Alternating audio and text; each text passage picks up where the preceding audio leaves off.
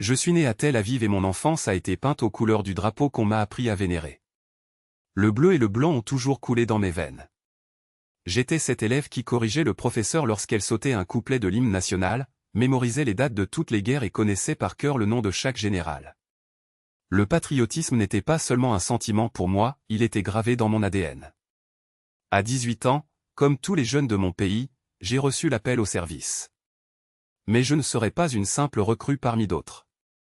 Mes résultats au test ont été exceptionnels et on m'a proposé quelque chose en plus, une place dans l'unité 8200, le cœur du renseignement militaire.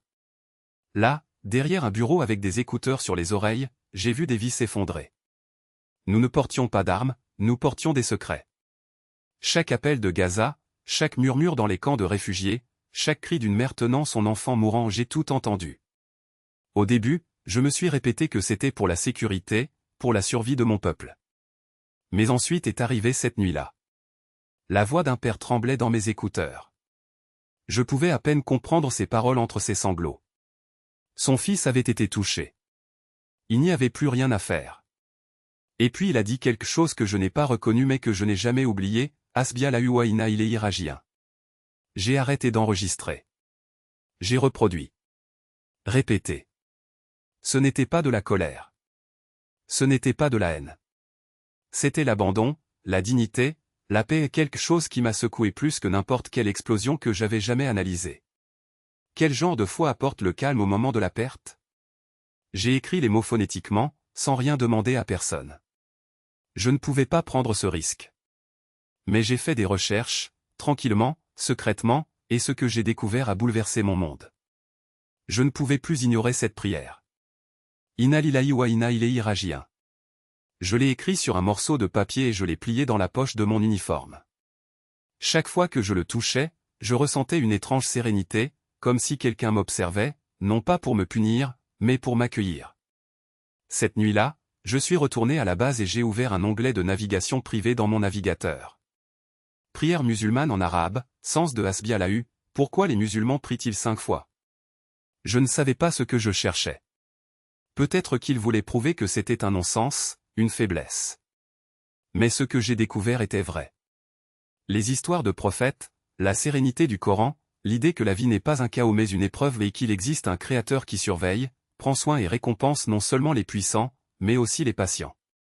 J'ai commencé à regarder des conférences islamiques sous les couvertures, avec le volume baissé, de peur que quelqu'un ne les entende. Mon cœur battait comme si j'étais en train de commettre un crime.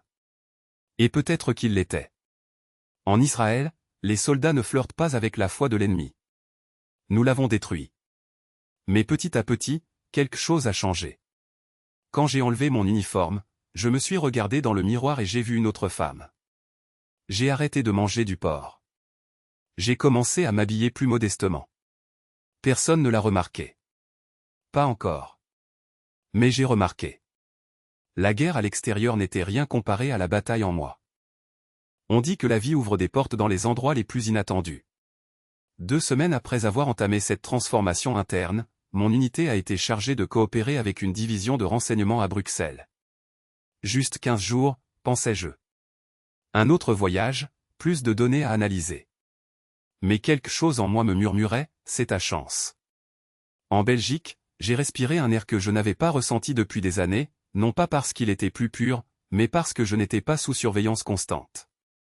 Pour la première fois, j'ai parcouru les rues seul, sans uniforme, sans ordre, sans armes. Et puis c'est arrivé. Je suis passé devant une petite mosquée proche du centre-ville. Ce n'est pas la curiosité qui m'a fait arrêter, mais une force invisible qui m'a attiré. Je me tenais à l'entrée, tremblant. Et si quelqu'un me reconnaît? Et si c'était un piège? Mais quelque chose m'a dit, tu meurs intérieurement. C'est le seul endroit où vous vivrez. Je suis entré. L'atmosphère respirait le calme. Les moquettes étaient usées mais propres. Un homme me regardait, non pas avec méfiance, mais avec tendresse. Il ne m'a pas demandé mon nom, il a simplement dit, de rien ici, ma sœur. Cherchez-vous la paix? Je ne pouvais pas parler. J'ai juste hoché la tête. Ce soir-là, j'ai rencontré Amina, une gentille Marocaine. Elle m'a offert du thé et nous avons parlé en anglais. Je ne leur ai pas dit qui j'étais vraiment, juste que je cherchais quelque chose. Elle a souri et m'a tendu un Coran traduit, avec une page marquée. Commencez ici, dit-il. Sourate Maryam.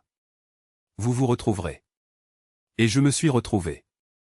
Je l'ai lu ce soir-là, dans la chambre d'hôtel, et j'ai pleuré mais ce n'était pas des larmes de culpabilité. Ils étaient soulagés. Le lendemain, j'ai dit la vérité à Amina, je suis un soldat israélien, mais je ne peux pas revenir en arrière. Elle n'avait pas peur, elle murmurait simplement, alors ne reviens pas. Ce n'était qu'une pièce, 4 murs, une fenêtre, mais à l'intérieur de ce petit espace de prière à Bruxelles, quelque chose d'éternel s'est produit. Je me suis assis à côté d'Amina, ses mains chaudes tenant les miennes, pendant que l'imam récitait les mots que j'avais pratiqués la nuit précédente. Ashhadu et la ilaha illallah. Wa ashhadu anna Muhammadan Rasulullah. Je les ai dit. Lentement, en tremblant. Et soudain, je n'étais plus la même personne. Elle n'était plus le sergent Yael Cohen. C'en était une autre. Nour. Luz. Un nom que je n'ai jamais mérité, mais que j'avais finalement envie de vivre.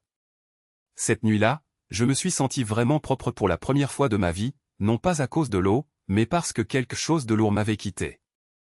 Je n'avais ni famille à mes côtés, ni armée derrière moi, mais j'avais la foi.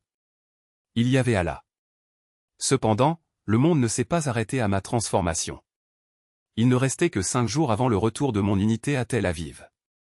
Je ne pouvais pas revenir. Je savais ce qui m'attendait, l'arrestation, le procès, le déshonneur ou peut-être quelque chose de pire. J'ai tout raconté à Amina. Son mari, un avocat calme et défenseur des droits humains, savait quoi faire. Il m'a mis en contact avec un agent d'asile. J'ai demandé une protection d'urgence en raison de persécutions religieuses. J'ai remis ma carte d'identité militaire. J'ai signé des papiers que je n'ai pas bien compris. J'ai coupé les ponts avec l'armée. J'ai supprimé tous les contacts et j'ai disparu. Les 2 derniers jours ont été terrifiants. Je ne pouvais pas dormir. Chaque fois que j'entendais une voiture à l'extérieur du refuge, je pensais, ils sont venus me chercher. Mais ils ne sont pas venus. Au lieu de cela, j'ai obtenu l'asile temporaire. J'ai emménagé dans un petit dortoir pour femmes musulmanes tenues par des sœurs turques. Je n'avais rien, pas d'argent, pas de citoyenneté, pas de statut juridique.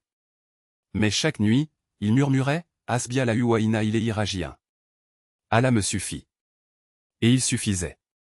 1 an plus tard, j'ai traversé Hyde Park à Londres, non pas en soldat, ni en fugitive, mais en femme portant fièrement le hijab.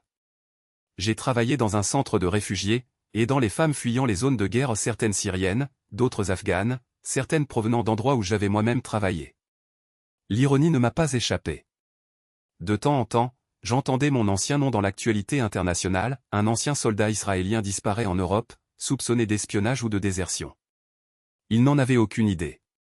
Je n'avais pas disparu. Je m'étais réveillé. Un après-midi, j'ai donné une conférence dans une université locale. Le thème était l'identité au-delà des frontières. Je me suis tenu sur le podium, un foulard soigneusement enroulé autour de la tête, et j'ai dit, je portais un uniforme et suivais les ordres sans poser de questions. Mais maintenant, je suis quelque chose de bien plus grand, la vérité. J'ai découvert l'islam non pas dans les livres, ni par l'intermédiaire d'amis, mais dans le silence d'une mosquée, loin de chez moi. Je m'appelle Nour et j'étais autrefois votre ennemi. La pièce devint silencieuse. Puis quelqu'un a applaudi. Et puis j'ai compris, ce n'était pas qu'une étape de plus. C'était l'appel à quelque chose de plus grand. Ce qui a commencé comme une quête personnelle s'est transformé en mission.